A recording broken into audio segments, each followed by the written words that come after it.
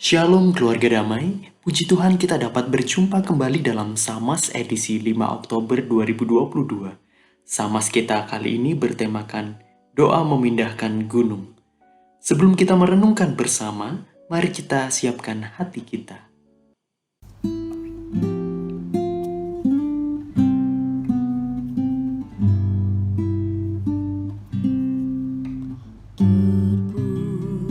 Terpujilah Allah, hikmat-Nya besar, begitu kasih-Nya untuk dunia cemar, sehingga diberilah putranya kudus, mengangkat manusia serta menebus. Pujilah, pujilah, buatlah dunia bergemar, bergemar, mendengar suaranya. Dapatkanlah Allah demi putranya, beri puji padanya sebab hikmat-Nya.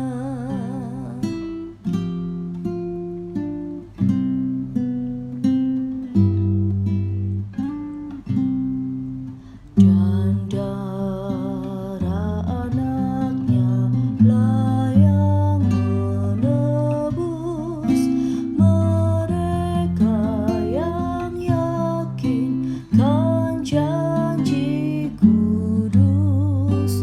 Dosanya betapa pun juga keji, dihapus olehnya, dibasuh bersih.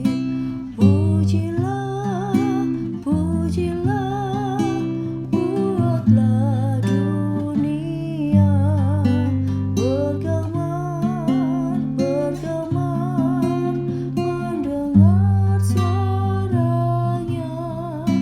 Dapatkanlah Allah demi putranya, beri puji padanya sebab hikmat-Nya.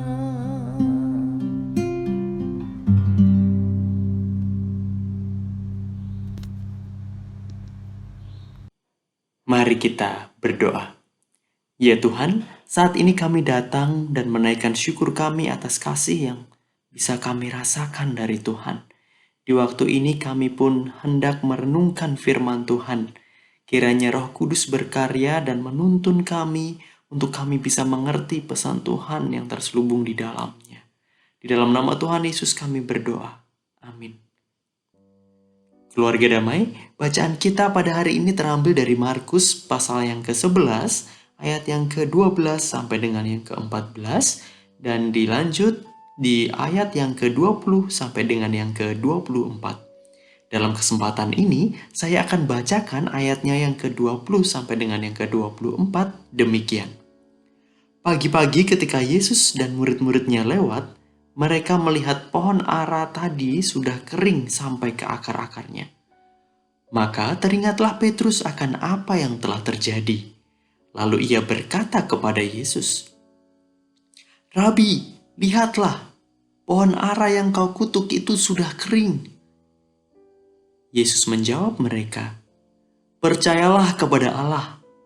Aku berkata kepadamu, sesungguhnya barang siapa berkata kepada gunung ini, beranjaklah dan tercampaklah ke laut, asal tidak bimbang hatinya, tetapi percaya bahwa apa yang dikatakannya itu akan terjadi, maka hal itu akan terjadi baginya. Karena itu aku berkata kepadamu, apa saja yang kamu minta dan doakan, percayalah bahwa kamu telah menerimanya, maka hal itu akan diberikan kepadamu. Keluarga damai, Dalam cerita di atas, Petrus tampak terkagum dengan apa yang dilihat dengan mata kepalanya. Sebuah pohon ara yang beberapa waktu lalu tidak dijumpai buahnya oleh Tuhan Yesus, kini mengering hingga ke akar-akarnya. Ia ingat betul bahwa Tuhan Yesus waktu itu berkata, "Jangan lagi seorang pun makan buahmu selama-lamanya." Para murid yang lain juga menyaksikannya pada waktu itu. Setelah Petrus berkata demikian, kemudian Tuhan Yesus meresponnya dengan berkata, "Percayalah kepada Allah." Lalu kemudian memberikan penegasan bahwa barang siapa yang memerintahkan gunung untuk berpindah ke laut, maka gunung itu akan berpindah. Asalkan orang yang berkata itu tidak bimbang hatinya. Apa yang kita dengar ini nampaknya mirip ya dengan kisah tentang Tuhan Yesus ketika ia mengatakan bahwa iman sebesar biji sesawi pun dapat memerintahkan dan memindahkan pohon ke laut. Kemudian Tuhan Yesus melanjutkan, katanya, "Apa saja yang kamu minta dan doakan, percayalah bahwa kamu telah menerimanya, maka hal itu akan diberikan kepadamu." Kali ini saya teringat sesuatu.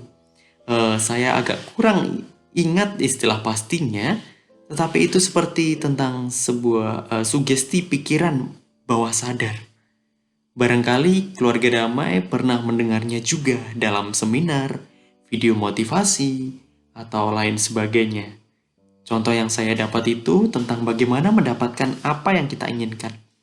Misalnya, saya ingin membeli sebuah mobil baru.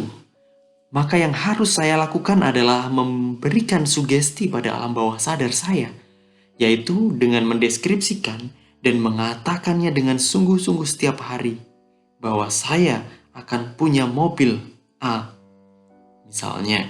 Kemudian karena tentu beli mobil pasti butuh uang, maka saya juga perlu mengetahui berapa banyak uang yang harus saya miliki.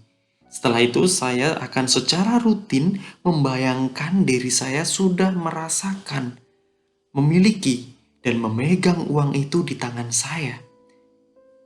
Saya harus melakukan itu terus-menerus hingga sampai pada akhirnya itu terwujud. Saya tidak tahu berapa banyak orang yang melakukan metode itu dan kemudian mereka berhasil. Tapi saya tahu bahwa di dunia ini ada orang yang berdoa dengan sungguh-sungguh, percaya dengan sepenuh hati, namun pada akhirnya mereka merasakan kekecewaan karena apa yang diingini ternyata tidak terjadi. Misalnya, ingin masuk kampus A, tapi keterimanya di kampus B.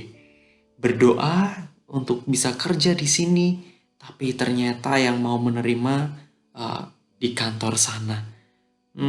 Sudah berdoa dan percaya dengan sepenuh hati bahwa pasti pasangan hidupku ini akan sehat kembali.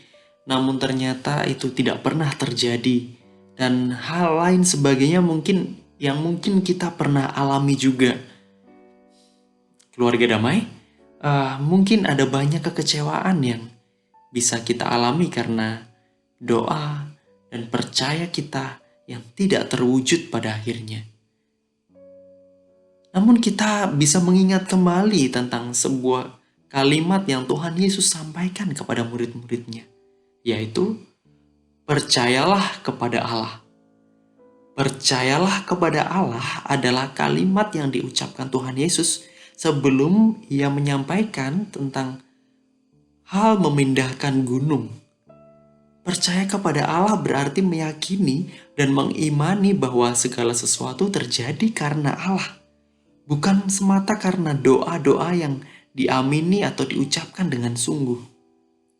Dalam surat 1 Yohanes pasal yang ke-5 ayat yang ke-14 tertulis, "Dan inilah keberanian percaya kita kepadanya, yaitu bahwa ia mengabulkan doa kita jikalau kita meminta sesuatu kepadanya menurut kehendaknya."